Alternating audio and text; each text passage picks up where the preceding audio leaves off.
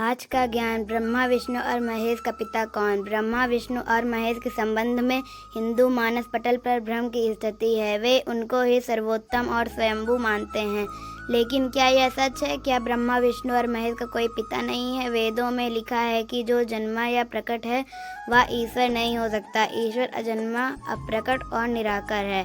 शिव पुराण के अनुसार ब्रह्मा ही सत्य है, वही अविकारी परमेश्वर है। जिस समय सृष्टि में अंधकार था, न जल न अग्नि और न वायु था, तब वही तत्सत ब्रह्मा ही था, जिसे श्रुति में सत कहा गया है। सत अर्थात अविनाशी परमात्मा। उस अविनाशी पर ब्रह्मा काल ने कुछ काल के बाद द्वितीय की इच्छा प्रकट की। उसके भीतर एक से अनेक होने का संकल्प उदित हुआ। तब उन निराकार परमात्मा ने अपनी लीला शक्ति से आकार की कल्पना की, जो मूर्तिहित परम ब्रह्मा है। परम ब्रह्मा अर्थात एकाक्षर ब्रह्मा, परम अक्षर ब्रह्मा व परम ब्रह्मा भगवान सदाशिव है। अर्वाचीन और प्राचीन विद्वान उन्हीं को ईश्वर कहते हैं। एकांकी रहकर स्वेच्छा से सभी और विहार करने वाले उस सदाशिव ने अपने विग्रह शरीर से शक्ति की सृष्टि की, जो उनके अपने श्री अंग से कभी अलग होने वाली नहीं थी। सदाशिव की उस पराशक्ति को प्रधान प्रकृति, गुणवती, माया, बुद्धित्व की जननी तथा विकार रहित बताया गया है। वह शक्ति अंबिका, पार्वती या सती नहीं कही गई हैं।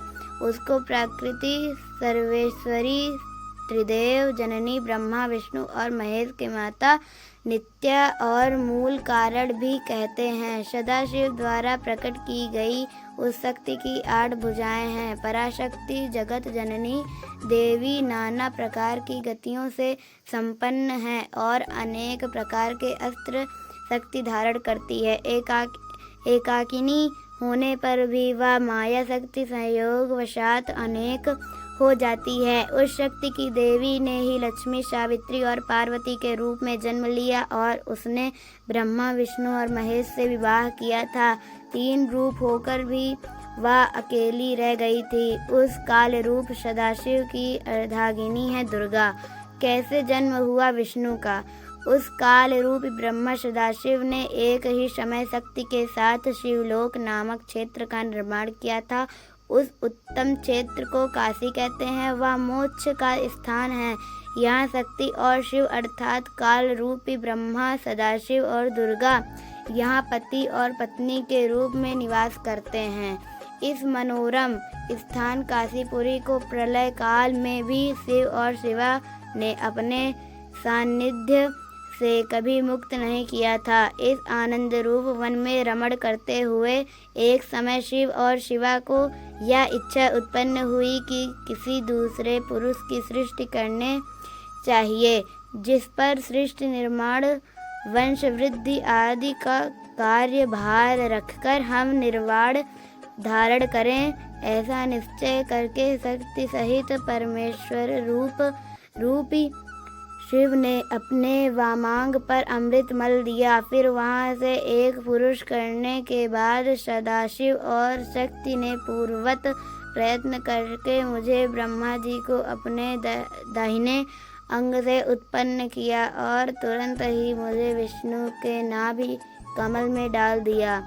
इस प्रकार उस कमल से पुत्र के रूप में मुझे हृदय गर्भ ब्रह्मा का जन्म हुआ। मैंने ब्रह्मा उस कमल के सिवाय दूसरे किसी को अपने शरीर का जनक या पिता नहीं जाना। मैं कौन हूँ, कहाँ से आया हूँ, मेरा क्या कार्य है, मैं किसका पुत्र होकर उत्पन्न हुआ हूँ और किसने इस समय मेरा निर्माण किया है, इस प्रकार मैं संशय में पड़ा हूँ। इस प्रकार ब्रह्मा, विष्णु और रुद्र इन 3 देवताओं में गुण हैं और सदाशिव गुणातीत माने गए हैं। एक बार ब्रह्मा और विष्णु दोनों में समवोच्चता को लेकर लड़ाई हो गई, तो बीच में काल रूपी एक स्तंभ आकर खड़ा हो गया। तब दोनों ने पूछा, प्रभु सृष्टि आदि 5 कर्तव्यों के लक्षण क्या है, यह हम दोनों को बताइए। तब ज्योतिर्लिंग रूप काल ने कहा, पुत्रों, तुम दोनों ने तपस्या करके मुझसे सृष्टि, जन्म और स्थिति पालन नामक 2 कृत्य प्राप्त किए हैं। इसी प्रकार मेरे विभूति स्वरूप रुद्र और महेश्वर ने 2 अन्य उत्तम कृत्य संहार विनाश और तिरोभाव आकृत्य मुझसे प्राप्त किए हैं, परंतु अनुग्रह कृपा करना नामक दूसरा कोई काल रूपी सदाशिव कहते हैं कि मैंने पूर्व काल में अपने स्वरूप भूत मंत्र का उपदेश किया है, जो ओकार के रूप में प्रसिद्ध है, क्योंकि सबसे पहले मेरे मुख से ओकार अर्थात ओम प्रकट हुआ। ओकार वाचक है, मैं वाच्य हूँ और यह मंत्र मेरा स्वरूप ही है और यह मैं ही हूँ। प्रतिदिन ओकार का स्मरण करने से मेरा ही सदा स्मरण होता है। मेरे परिश्रमी मुख से आकार का उत्तरवर्ती, मुख से उकार का दक्षिणवर्ती, वर्ती मुख से मकार का पूर्ववर्ती, मुख से बिंदु का तथा मध्यवर्ती मुख से नाद का पाकट्य हुआ। यह 5 अवयवों से युक्त पंचभूत आकार विस्तार हुआ। अब यहाँ 7 आत्मा हो गई। ब्रह्मा परमेश्वर से सदाशिव, सदाशिव से दुर्गा, सदाशिव दुर्गा से विष्णु, ब्रह्मा रुद्र महेश्वर। इससे यह सिद्ध हुआ कि ब्रह्मा विष्णु रुद्र और महेश के जन्मदाता काल रूप सदाशिव और दुर्गा हैं। ये बातें अन्य पुराणों में घुमा फिरा कर लिखी गई हैं, जिससे कि भ्रम की उत्पत्ति होती है। भ्रम को छोड़कर सभी पुराण और वेदों को पढ़ने के चेष्टा करें तो असल में समझ में आएगा। मनग ढंट लोग मान्यता के आधार पर अधिकतर हिंदू सच को नहीं जानते हैं। ऐसी धार्मिक कथाएं सुनने के लिए सब्सक्राइब करें अपना यूट्यूब चैनल टारगेट ज्ञान 01।